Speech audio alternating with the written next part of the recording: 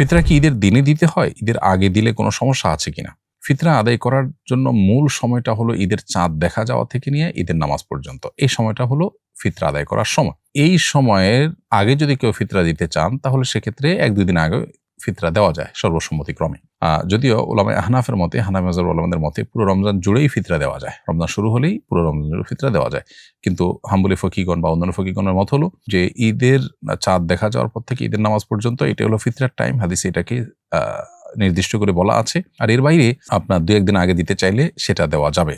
অন্যদের মতে তারাও বলেন। তবে ঈদের নামাজের পরে যদি কেউ ফিতরা দেয় সেটা আদায় হবে কিনা? নবী করিম সাল্লাল্লাহু আলাইহি ওয়াসাল্লামের হাদিস রয়েছে, ফাহিয়া সাদাকাতুম মিনাস সাদাকাত। ঈদের নামাজের পরে দিলে সেটা অন্য 10টি দানের মতো একটি দানে পরিণত হবে। তো এইটার ব্যাখ্যায় একাধিক উলামায়ে কেরাম একাধিক বক্তব্য দিয়েছেন। তবে একটা প্রসিদ্ধ মত হলো যে ঈদের নামাজের পরও যদি কেউ ফিতরা দেন আদায় হয়ে যাবে। তবে এটা সুন্নাহর খেলাফ হলো এবং অনুচিত হলো, উচিত ছিল ঈদের নামাজের আগে দিয়ে দেওয়া।